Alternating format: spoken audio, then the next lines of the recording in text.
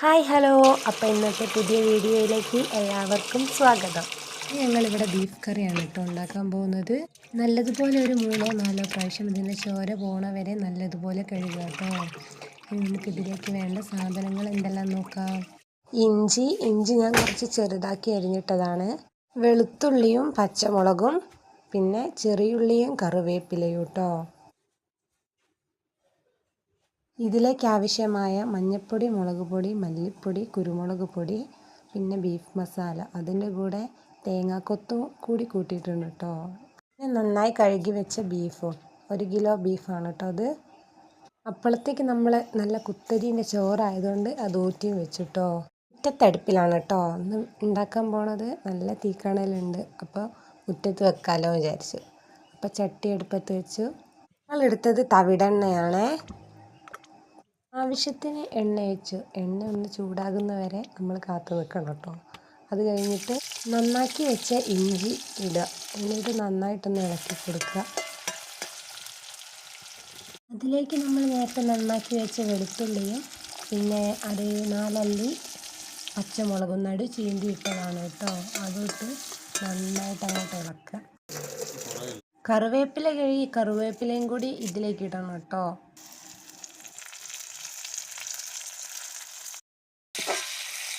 ഇളക്കാണ് ഇതിലെ പ്രധാനം. പിന്നെ ഇളക്കോടെ ഇളക്കും.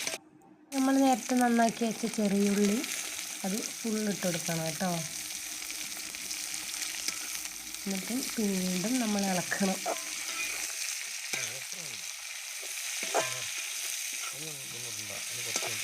ഇതിനാവശ്യമായ ഉപ്പും ഇട്ട് കൊടുത്തിട്ടുണ്ട്. പിന്നെ അതിൻ്റെ കൂടെ ഞങ്ങൾ തേങ്ങാക്കൊത്തും കൂടി ഇതിൻ്റെ കൂടെ ഇട്ട് കൊടുത്തിട്ടുണ്ട് കേട്ടോ. എന്നിട്ട് നന്നായിട്ടൊന്ന് ഇളക്കി കൊടുക്കുക.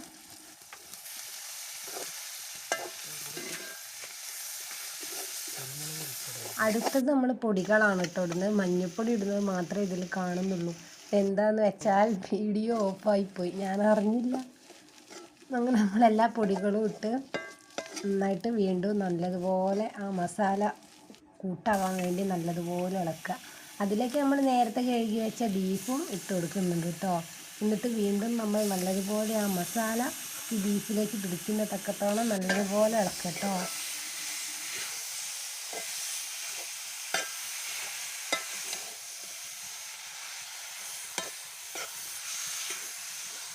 കുറച്ച് വെള്ളം ഒഴിച്ച് കൊടുത്തിട്ടുണ്ട് കേട്ടോ. എന്നിട്ട് നമ്മളെ ബീഫ് മസാല ഇതിൻ്റെ മുകളിൽ ഇട്ടിട്ട് നന്നായിട്ട് അങ്ങോട്ട് അമർത്തി വെച്ച് മൂടി വയ്ക്കുക.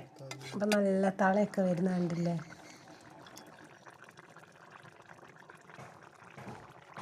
കുറച്ച് നേരം കഴിഞ്ഞ് നമ്മൾ നോക്കുമ്പോൾ അതാ നമ്മളെ ബീഫ് കറിക്ക് ഏകദേശം സെറ്റായി വരുന്നുണ്ട്. നല്ലതുപോലെ വെന്ത് വെള്ളമൊക്കെ വറ്റി ഏകദേശം സെറ്റായിട്ടോ. നല്ല കുത്തരിച്ചോറും ബീഫ് കറിയാണ് കേട്ടോ ഒന്നിവിടെ. അങ്ങനെ ബീഫ് കറിയൊക്കെ റെഡി ആയിട്ടോ. അപ്പോൾ ഇന്നത്തെ വീഡിയോ എല്ലാവർക്കും ഇഷ്ടപ്പെട്ടാൽ ലൈക്ക് ചെയ്യുക, ഷെയർ ചെയ്യുക, കമൻറ്റ് ചെയ്യുക, സബ്സ്ക്രൈബ് ചെയ്യുക. അപ്പോൾ അടുത്ത വിശേഷം അടുത്ത വീഡിയോയിൽ കാണാം. Okay, bye.